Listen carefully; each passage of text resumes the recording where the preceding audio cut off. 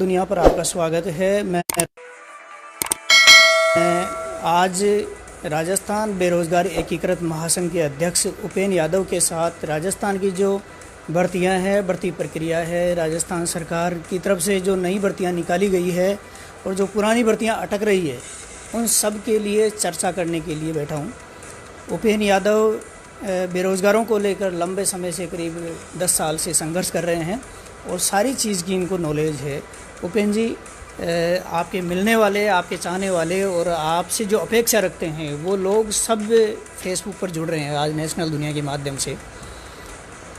कई लोग जो हैं वो सवाल करते रहते हैं, बहुत सारी भर्तियों की जानकारी नहीं है और राजस्थान सरकार ख़ास तौर से अभी जो कोरोना वायरस के समय जो भर्तियां अटकी है उस पर कोई ख़ास कदम उठाती हुई नज़र नहीं आ रही है। स्टूडेंट्स परेशान हैं। कुछ मुद्दे हैं जिन पर हम बात करेंगे आज। सबसे पहले हम शुरुआत करते हैं आरपीएससी की जो लंबित भर्तियां हैं उसको लेकर। आरपीएससी की लंबित भर्तियां कितनी है, कब से अटकी हुई है और उनके अटकने का कारण क्या है, कोर्ट में क्या है, राजस्थान सरकार क्या चाह रही है, इस सारी चीज़ को लेकर, सारी बात को लेकर आप विस्तार से बताइए ताकि जो बेरोज़गार हैं वो उनके दिमाग में जो चीज़ है वो क्लियर हो सके, जो भी समस्या है, मान लीजिए कोई कन्फ्यूज़न है तो वो दूर हो सके। देखो, सबसे पहला जो आपका जो आरपीएससी का आपने सवाल पूछा है, मैं इसको स्पष्ट कर दूं कि आरपीएससी से बेरोजगारों का विश्वास उठता जा रहा है। आरपीएससी एक मेरे हिसाब से भ्रष्टाचार का एक अड्डा बन चुका है और मेरी खुली चेतावनी है। सरकार आपको अध्यक्ष बनाया गया है सरकार के द्वारा कि बेरोजगारों को समय पे रोजगार मिले, उनकी पीड़ाओं को सुना जाए। आप मिलते नहीं हो किसी से भी, बेरोजगार चक्कर काटते रहते हैं, भर्तियाँ लटकती रहती है। क्यों?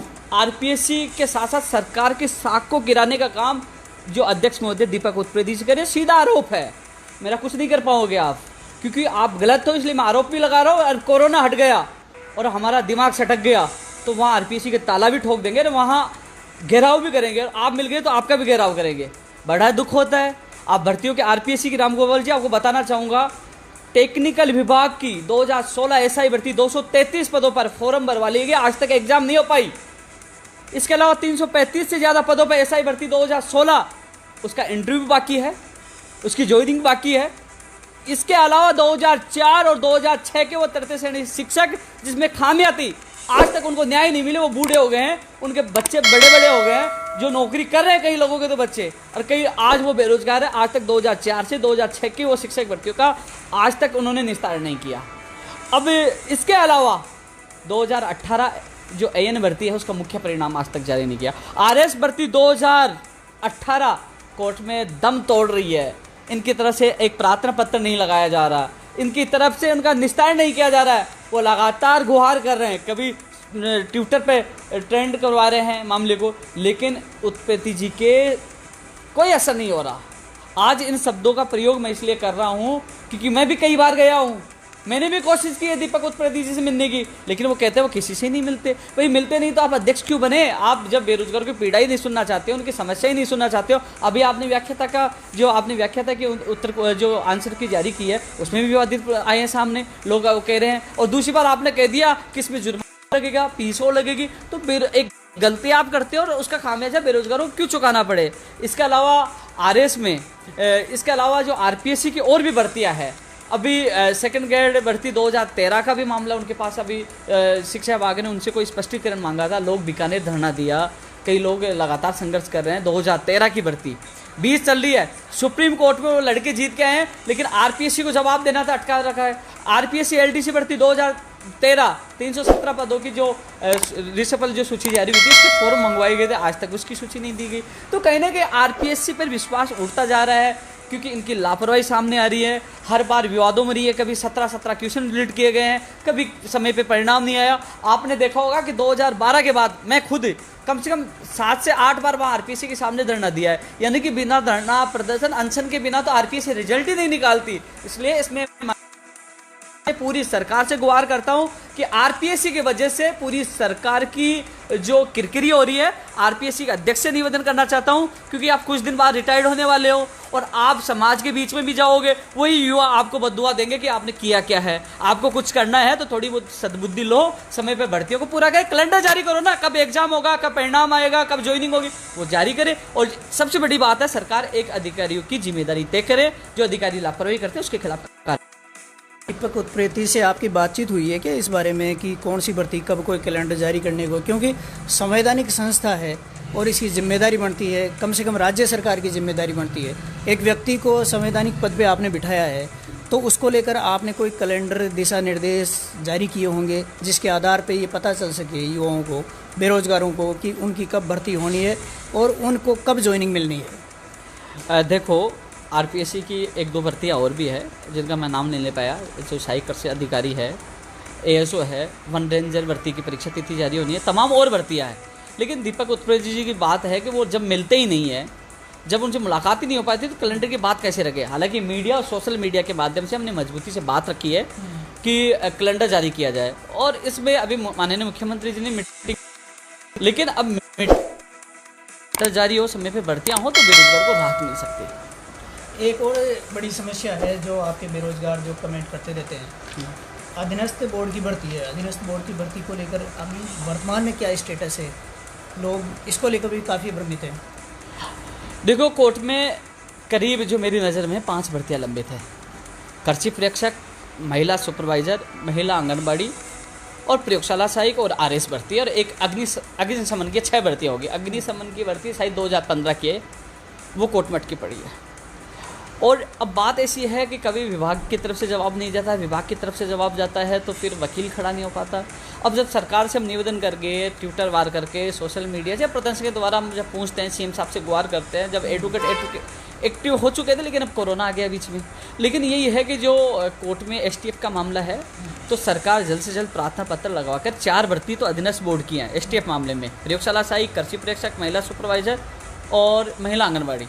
यह है। इसके अलावा ये आरएस भर्ती 2018, तो वहाँ प्रार्थना पत्र लगवाकर इसका निस्तारण करवाई। आरएस भर्ती की अभी 10 जून को सुनवाई है और इन 4 मामलों की सुनवाई 3 जून को है। तो यही है कि मैं लगातार, अब आज मैं खुद जयपुर आया हूँ, कल जयपुर आ गया था, मंत्री जी से मिला हूँ, मैं माननीय मुख्यमंत्री जी से मिलने की कोशिश कर रहा हूँ, लगातार अधिकारियों के संपर्क में हूँ, सारी भर्तियों की डिटेल उनको लिख के दी है। लगातार मैंने बताया इसका रास्ता है कि प्रार्थना पत्र लगाकर भर्तियों का निस्तारण करवाया जाए। ये जो मैंने 6 भर्तियाँ बताई है कोर्ट में फिलहाल। इसके अलावा अधीनस्थ बोर्ड में एनटीटी भर्ती परीक्षा का परिणाम जारी होना है, कनिष्ठ अनुदेशक भर्ती का परिणाम जारी होना है, पुस्तकालय अध्यक्ष, स्टेनोग्राफर की पुस्तकालय अध्यक्ष की परीक्षा तिथि जारी होनी है, फार्मासिस्ट की भी परीक्षा तिथि जारी होनी है। इसके अलावा जो स्टेनोग्राफर, एक छोटा सा उदाहरण देना चाहूँगा कि जो ईडब्ल्यूएस आरक्षण की वजह से कई भर्तियाँ अटक गई थी, और क्योंकि संशोधित अभ्यर्थना आनी थी, उसमें स्टेनोग्राफर भर्ती भी थी। और वो फाइलों के चक्कर में, एक बार शुरू में हम बचपन में एक किताब में पार्ट पढ़ते थे कि चक्कर चप्पलों का, अब ये चक्कर चल रहा फाइलों का, पदों का। वो कभी एआरडी विभाग से कभी वो फाइल निकल ही नहीं पाई, एक बार अधीनस्थ बोर्ड की, फिर वापस आ गई। तो वो लोग इतने परेशान हो रहे हैं, 1111 पदों की ये भर्ती है कि वो अभ्यर्थना नहीं पूछी तो उनने आवेदन प्रक्रिया शुरू हो पाई, कम से कम वो अभ्यर्थना पूछे, आवेदन प्रक्रिया से हो पाए तो वो एग्ज़ाम तो दे पाए। पुस्तकालय अध्यक्ष हो गई, स्टेनोग्राफर होगी, फार्मासिस्ट होगी, पटवारी होगी, पुलिस हो गई, इनकी एग्ज़ाम होना बाकी है। इस एनटीटी का परिणाम बाकी है, कनिष्ठ अनुदेशक का फाइनल परिणाम बाकी है, और जो पशुधन सहायक है, पीटीआई है, और भी भर्तियाँ हैं जिनकी एक और सूची जारी है, सूचना सहायक की भी सूची जारी होनी है। लेकिन साथ में एक अधीनस्थ बोर्ड में मुझे भी शंका है, मैं भी पूरी कोशिश कर रहा हूँ कि अधीनस्थ बोर्ड में भी जो कुछ अधिकारी मुझे मिली वक्त लग रही है कि मैंने देखा है कि एक खेल खेला जा रहा है, रिजल्ट निकाला जाता है, प्रोविजनल किसी को डाला जाता है और बाद में सिफारिश या पैसों के आधार पर उसको ज्वाइनिंग दे दी जाती है। अभी हाल ही में मैंने देखा 2-3 उदाहरण हमारे सामने आया कि फिजिकल हैंडीकैप्ड या कुछ आदमी सामान्य है, फर्जी सर्टिफिकेट बनाया और फर्जी सर्टिफिकेट बनाकर वो उसने सचिवालय में उसका चयन भी पा लिया, चयन हो गया। तो हमने ऑब्जेक्शन कर दिया तो उसने ज्वाइनिंग नहीं की। लेकिन जो फर्जी सर्टिफिकेट को अप्रूव करने वाला कौन था? अधीनस्थ बोर्ड के अधिकारी। आज तक उन्होंने ये जांच नहीं करवाया कि वो फर्जी सर्टिफिकेट किस डॉक्टर ने बनाया, उसके खिलाफ क्यों कार्रवाई नहीं। तो ये सारी चीज़ें मुझे लगा बड़ा एक इन लोगों की व्यू रचना है कोशिश यही है कि मैं माननीय मुख्यमंत्री जी से मिलूंगा तो कई मेरे पास सबूत भी हैं, कई ऐसे व्यक्ति भी हैं जो इसमें लिप्त हैं, उनके खिलाफ कार्रवाई हो। एक बड़ा सवाल यह था कि जो पुस्तकालय अध्यक्ष भर्ती का पेपर आउट हुआ, अब आज तक उसका खुलासा नहीं हो पाया कि वो पेपर थाने से आउट हुआ, अधीनस्थ बोर्ड से आउट या प्रिंटिंग प्रेस से आउट हुआ। सवाल है कि भविष्य में होने वाली भर्ती परीक्षाओं में पारदर्शिता कैसे रहेगी। इसमें तो शिक्षा मंत्री का नाम भी आ रहा था जी, ये वो शिक्षा मंत्री जी का जो नाम सोशल मीडिया पर चल रहा था, वो फर्स्ट ग्रेड में चल रहा था। पुस्तकालय अध्यक्ष में मैं आपको बता दूं कि जो मदर्स कोचिंग है उसका वो मालिक था। आज तक वो अपराधी जो पेपर लीक प्रकरण के दोषी थे, जो ये अपराधी मैं नहीं बता रहा, मैं मदर्स कोचिंग का मैं आरोप नहीं लगा रहा, ये पुलिस की विज्ञप्ति है। पुलिस की प्रेस कॉन्फ्रेंस में पुलिस ने बताया था कि ये आरोपी हैं और ये कोचिंगों के मालिक हैं। न तो कोचिंग को सील किया गया, हमने दबाव बनाया तो 5-7 दिन के लिए कोचिंग सील हुई, वापस मिली वक्त से वापस सील ओपन कर दी गई। लेकिन कोचिंग सील कैसे होंगे? कोचिंग वाले तो विज्ञापन करते हैं, प्रताप सिंह खाचरियावास के और इनके लगाए के बड़े बड़े विज्ञापन करते हैं। प्रताप सिंह को कोचिंग वालों ने तो अध्यक्ष पता नहीं क्या कौन सा कोई पद दे रखा है, तो फिर इनके खिलाफ कार्रवाई कैसी होगी? देखो, लगातार 9 साल से मैं संघर्ष कर रहा हूँ और अभी जो मैंने पीछे स्टेप लिया है अध्यक्ष से संयोजक छोड़ने का, सबसे बड़ा कारण है कि मेरा गुस्सा, क्योंकि मुझे ये भ्रष्टाचार, इनकी लापरवाही इतनी बर्दाश्त नहीं होती। मुझे लगता है कि कहीं ना कहीं पिट जाएगा, कोई ना कोई चाटा खा जाएगा, बड़ा कांड हो जाएगा। पहले भी किया है, कभी किसी मंत्री को बंद कर दिया, कहीं ताला ठोक दिया, पहले भी किया, लेकिन मैं नहीं चाहता कि वापस जेल जाए, हंगामा हो, ये माहौल बिगड़े। नहीं, पर ये समाधान नहीं है ना। ये नहीं, क्या करे, गुस्सा इतना आता है। आपने सील की तो वापस कोचिंग क्यों खोला? आज तक अपराधी क्यों नहीं पकड़े गए? क्या वो बेरोजगार साल भर तैयारी कर रहे थे, कोचिंग कर रहे थे, लोग कमरा किराया लेके यहाँ रह रहे थे, उनका पैसा कौन देगा? जब वो कोचिंग कर रहे थे तो कम से कम उनके खिलाफ कार्रवाई होनी चाहिए, उनको पकड़ना चाहिए। और कोचिंग एक नहीं, उसकी 12-13 ब्रांच है पूरे राजस्थान में, अरबों रुपए की उनकी इनकम है, उनको हमेशा के लिए सील करना चाहिए था। वो पारदर्शिता होती है और बेरोजगारों में विश्वास होता। एक बीकानेर जो शिक्षा निदेशालय है उसका भी सवाल काफ़ी आ रहा है, बहुत सारे कमेंट इसमें भी रहे हैं।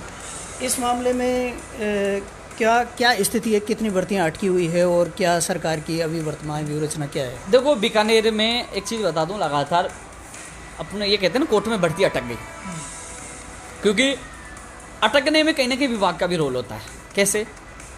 मैं उदाहरण देना चाहूँगा, सेकंड ग्रेड भर्ती 2018, 9,000 से ज़्यादा पद है, 100 कितने पद है, वहीं 11,322 अधीनस्थ LDC के पद है, 5700 के करीब पद हैं। शिक्षा विभाग को उनको शिक्षा विभाग मिला अभ्यर्थियों को। अब उनके जिला आवंटन, स्कूल आवंटन करना है शिक्षा विभाग को, LDC के। और जो सेकंड ग्रेड वरिष्ठ अध्यापक भर्ती 2018, उनका मंडल आवंटन और नियुक्ति प्रक्रिया का आदेश करने शिक्षा विभाग को। लेकिन अभी तक उनकी न तो मामला, ऐसे में जो लोग असंतुष्ट पर्सनों को नियुक्ति मिलेगी, जब इंतजार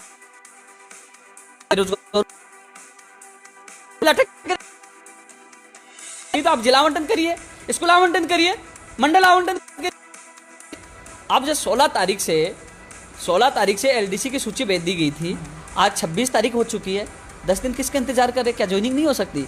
लेकिन ये जानबूझकर लापरवाही कर रहे हैं। मैं माननीय शिक्षा मंत्री जी से निवेदन करना चाहूँगा, ये आपका विभाग है, आप लगातार ये कहते हैं कि 9,000 को जल्द ज्वाइनिंग देंगे, LDC वालों को जल्द ज्वाइनिंग देंगे। मेरा RPSC के मैं चेयरमैन साहब को कह नहीं सकता हूँ, वो अलग संस्था है, विभाग तो आपका है ना, आप कह भी सकते हो, आदेश भी कर सकते हो, ज्वाइनिंग दे सकते हो। इसलिए मेरा निवेदन है कि LDC भर्ती 2018 की जो शिक्षा विभाग में जो लापरवाही चल रही है, जो जिला आवंटन और स्कूल आवंटन ज्वाइनिंग को लेकर, उसको जल्द से जल्द आप संज्ञान में लें, उनको ज्वाइनिंग दे। वरिष्ठ अध्यापक भर्ती 2018 और 2013 वाला भी RPSC से इनके पास कभी 13 का मैं बता रहा था अभी RPSC की बोर्ड की RPSC के लिए, तो वो कभी इधर फाइल भेजते, कभी उधर भेजते, तो दोनों का रोल है, तो वो 2013 वाले मामले को निपटाए। इसके अलावा इसमें एक अधिकारी जो उप निदेशक है, किशन दानचारण जी, मैं नाम स्पष्ट लूँगा, पता नहीं वो किस तरीके से काम कर रहे हैं, वो पूरी सरकार को बदनाम करने का काम कर रहे हैं और अपने आप को सुपरस्टार समझते हैं। क्योंकि भर्ती निकाली जाती है, मैं उदाहरण देना चाहूँगा, रीट भर्ती दे जी, गलती सुधारी, या तो उनसे पूछ लीजिए कि आप दूसरे विषय में ज्वाइनिंग करोगे कि ना करोगे, हाँ यस या नो का जवाब ले।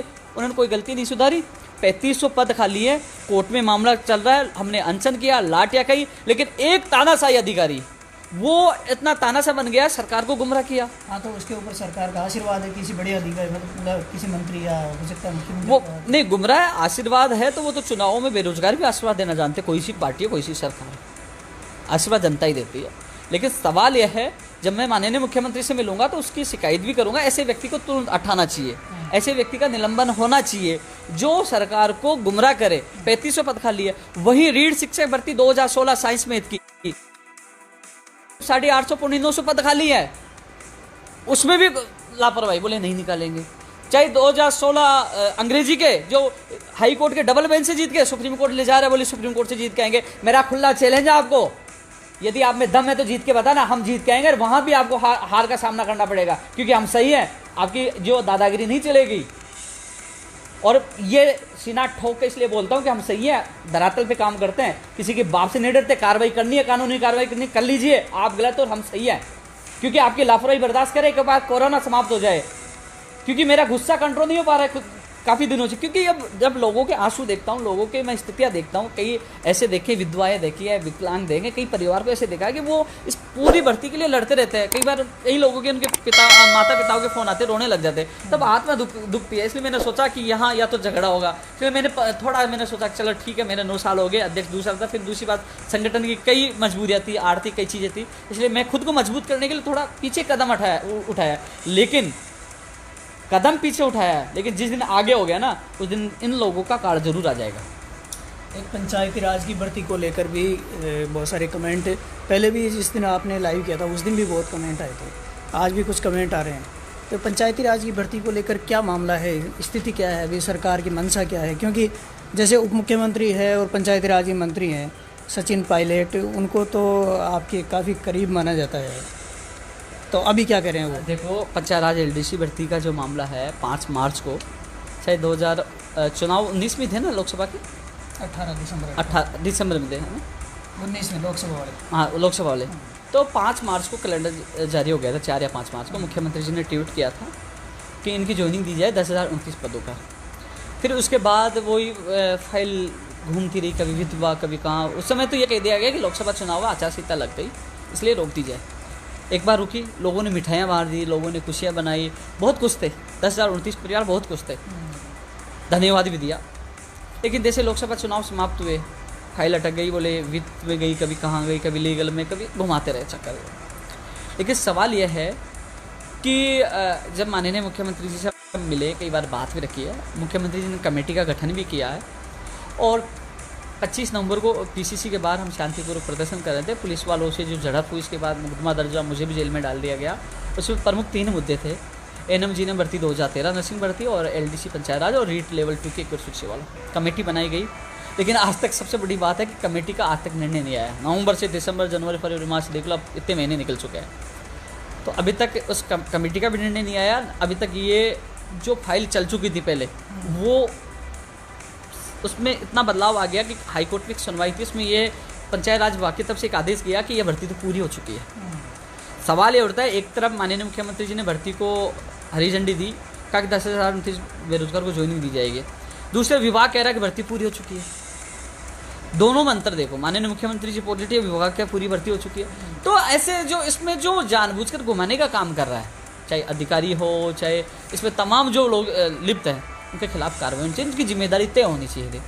अब खाना देकर नहीं, पर इसमें वापस लेने ना, पर इसमें मुझे ऐसे लग रहा है कि यहाँ पर लड़ाई जो पंचायती राज वाला मामला है ना, उसमें लड़ाई जो है वो मुख्यमंत्री और उप मुख्यमंत्री के बीच में है। तो कहीं ऐसा नहीं लग रहा है कि जो मिठाइयाँ बढ़ चुकी थी लोकसभा चुनाव से पहले, वो इन दोनों की लड़ाई की वजह से वो अटका पड़ा है मामला?